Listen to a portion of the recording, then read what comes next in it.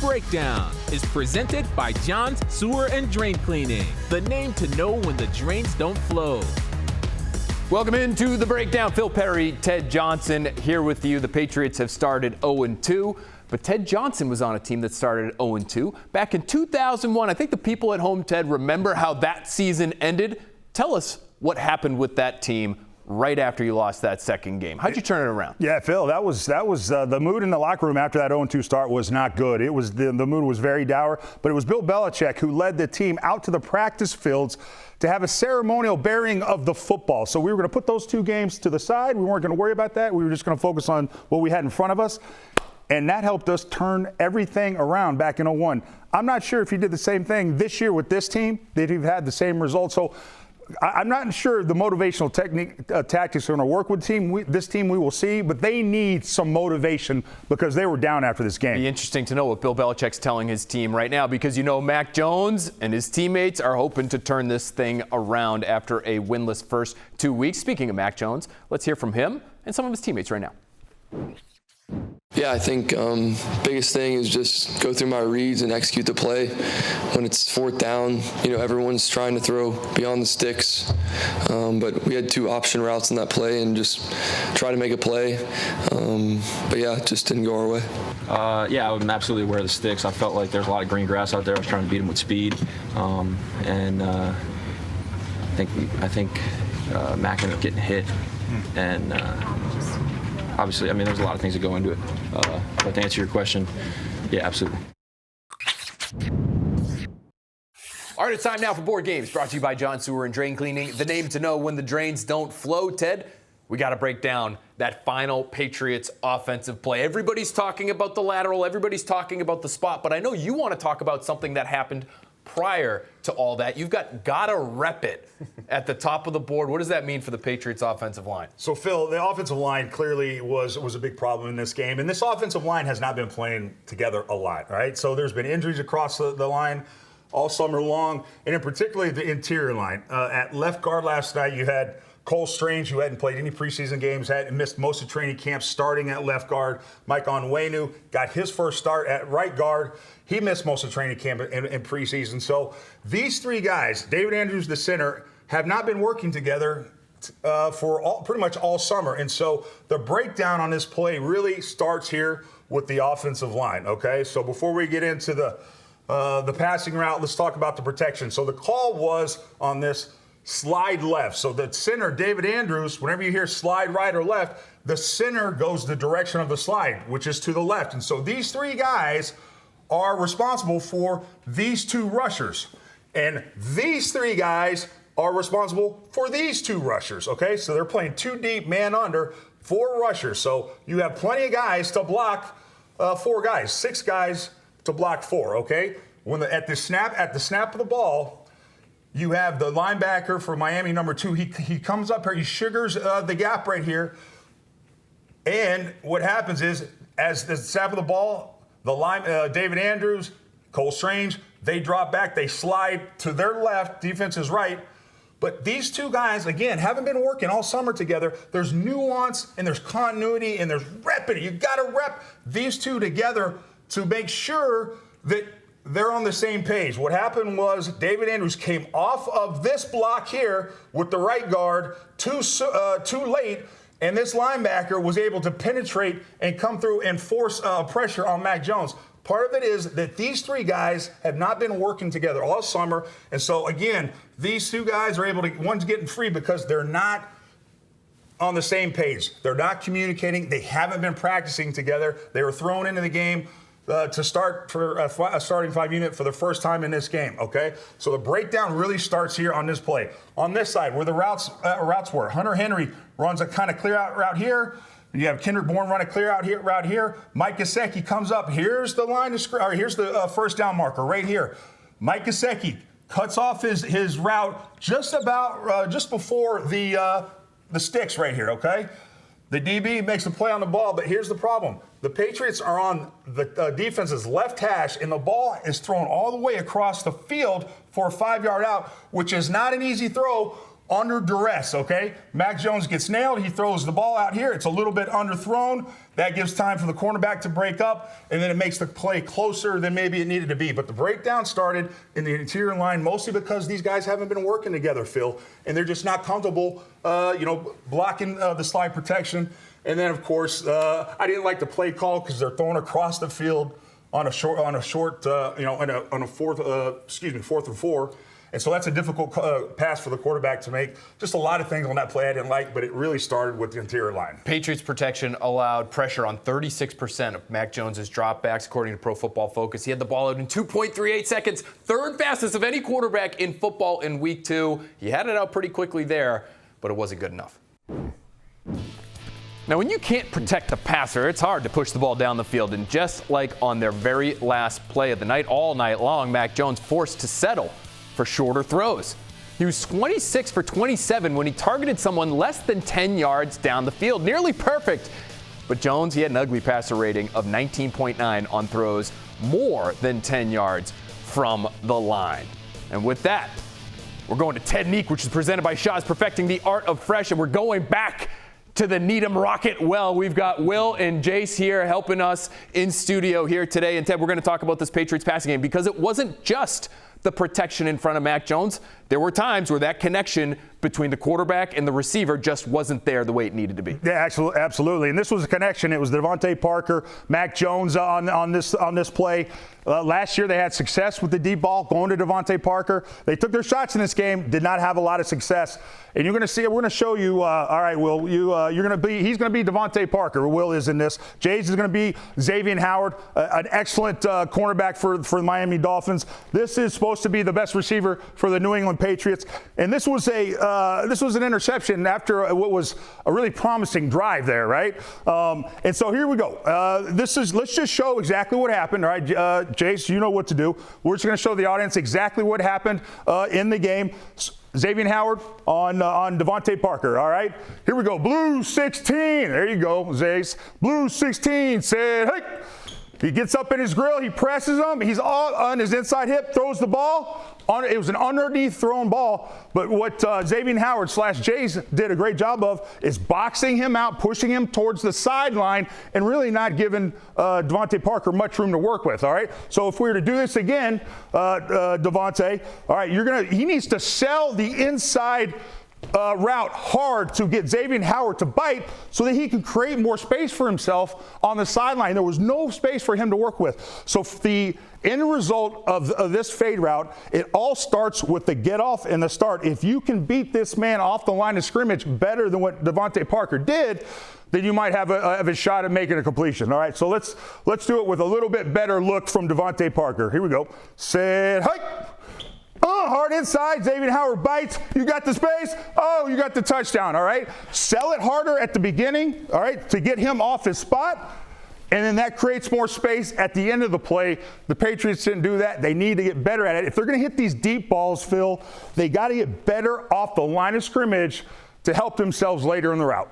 All right. When you look at that route, I know Mac Jones probably would like to have that throw back, but every once in a while, if you go out to Patriots practice, especially training camp, they got a red line about 5 yards inside of the boundary. The receivers are taught to hold that line to give the quarterback space to the boundary. Devontae Parker not able to do it there, helps lead to the turnover. Coming up at 6:30, plenty more on this game. It's our Bella Early Edition with Trenny. Tune in. Trenny Casey will have much more on this Miami Dolphins victory after the Patriots lost their second straight at home to start the season. Up next, it's Poetry in Motion, at least if you're a Dolphins fan. Ted and I are coming back with some help from the Rockets to explain how the Dolphins put some serious stress on the Patriots defense. It's coming up on the 6 o'clock kickoff is presented by Shaw's, perfecting the art of fresh.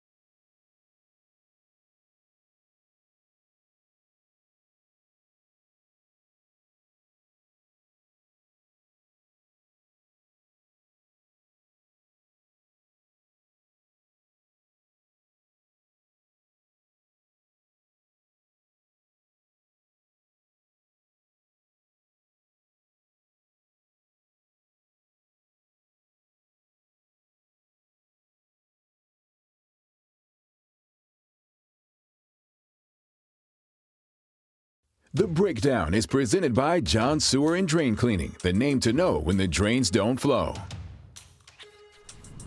It's time for my report card. My report card is presented by the Massachusetts School of Law. Mixed bag for the Patriots after Sunday's effort against Miami.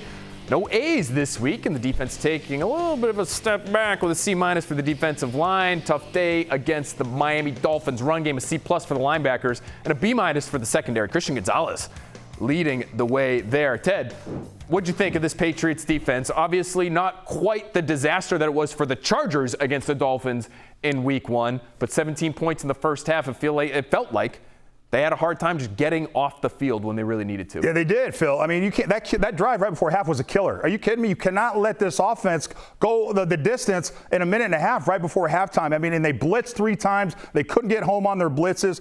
And I just thought the defense as a whole it's not playing up to the level that I think a lot of people expect. I expect more from this defense. That long drive that long drive right before halftime to me was a killer. They did do a relatively good job against Tyreek Hill. When you look at the stat line, though, let's take a look at it right now. Some of the numbers here. After Tyreek Hill torched the Bolts in week 1, the Patriots clearly made a focus of slowing him down. It was the 6th game in a row that the Patriots have held the speedy receiver under 100 yards receiving, but Hill still got his pound of flesh from the Pats. For more on that, his touchdown, Ted and I are going back to the drawing board. Back out here for Board Games, brought to you by John Sewer and Drain Cleaning, the name to know when the drains don't flow. Ted, relatively pedestrian numbers for Tyreek Hill, but the Patriots can't stop him in a critical situation, right on the goal line, and it looked like they had him covered one-on-one. Is that possible? Bill Belichick, the king of the double team down in the red zone for opposing number ones. You've got on an island written at the top of the board. What happened here? Yeah, and that's for my man Kyle Duggar. He was on the island here, and this was the touchdown pass that capped what was a demoralizing drive right before halftime by the Miami Dolphins, okay? So the Miami Dolphins are on the 2-yard line. And it was very, very interesting, okay? You always got to know as a defense, where's Tyreek Hill? Where is he at? And in the red zone, historically, Belichick loves to double team their best weapons, which was clearly number 10 here, okay? He elected not to double team. And in fact, he did an all-out blitz on this play. He Casino blitzed on this play that I'm talking about, the 2-yard touchdown pass, okay? And so here's what you got. You got an all-out blitz. You got Juwan Bentley blitzing. You got Tavai. He comes in there. He's blitzing. So you have 3 guys on these 3 wide receivers, these 2 guys on these 2 wide receivers, no middle of the field safety. That is a casino blitz, a very risky call right here because you are leaving your safety one-on-one with Tyreek Hill. So if you're going to do that, you better get home fast. The Patriots did a lot of blitzing last night and did not get home very much at all, if ever, I don't think, okay? So right before the snap of the ball, they were doing this fast motion. The Dolphins doing a great job with Smythe. They're tied in a fast motion right here. And right as he's getting right behind the back hip here of Tyreek Hill, they snap the ball, okay? It doesn't allow the defense to adjust like it wants to. Before the snap, when they're in the stack position, what the Patriots do is they combo these 2 guys. They have man-to-man on these 2 guys, but what they'd say to each other, all right, they give the hand signal, you know, Phil. They say, hey, Kyle Duggar, you got first in. Christian Gonzalez, you got first out. But when you do the fast motion, the rules change. And when this player displaces from the stack formation, it goes from a combo to straight up man-to-man. And what you have to do when he goes to fast motion, Kyle Duggar should have maybe come up and played him a little bit more head up and got more physical with him as opposed to staying inside leverage because at the snap of the ball, Smythe goes this way, takes Gonzalez with him, and now you have you've out-leveraged Kyle Duggar because he doesn't adjust whenever you do the fast motion. And so Tyreek Hill, boom, boom, boom. He's wide open, 2-yard gain. They do a great job of scheming the Patriots all night with this fast motion off a stack formation to get the matchups that they wanted, and they exploited that one. Didn't give him much help on an island. I thought they would give him more help. They didn't, and they paid for it. Risky call. The Patriots blitzed Tua Tagovailoa 13 times on Sunday night, Ted. He completed 9 passes for 7.2 yards per attempt. That touchdown and a rating of 115.5. Hurt him when they brought pressure. Fast motion hurt the Patriots on Hill's touchdown, and like Ted said, it was an issue all night long For New England's defense, Miami's motion helped to create some serious separation for their receivers, especially some of their secondary options. River Craycraft with more than 3.5 yards of separation per target. Really? For more on that, it's time for another Technique, which is presented by Shaw's Perfecting the Art of Fresh. Needham High football superstars are back with us. It's Will, Sean, Jace, and Ben. And Ted, you're going to tell us how this fast motion, you could call it an out motion, you could call it a flare, you could call it a whip, whatever you call it. It's fast. It's scheme and speed coming together to give the Patriots problems. Oh, yeah, this was a nice little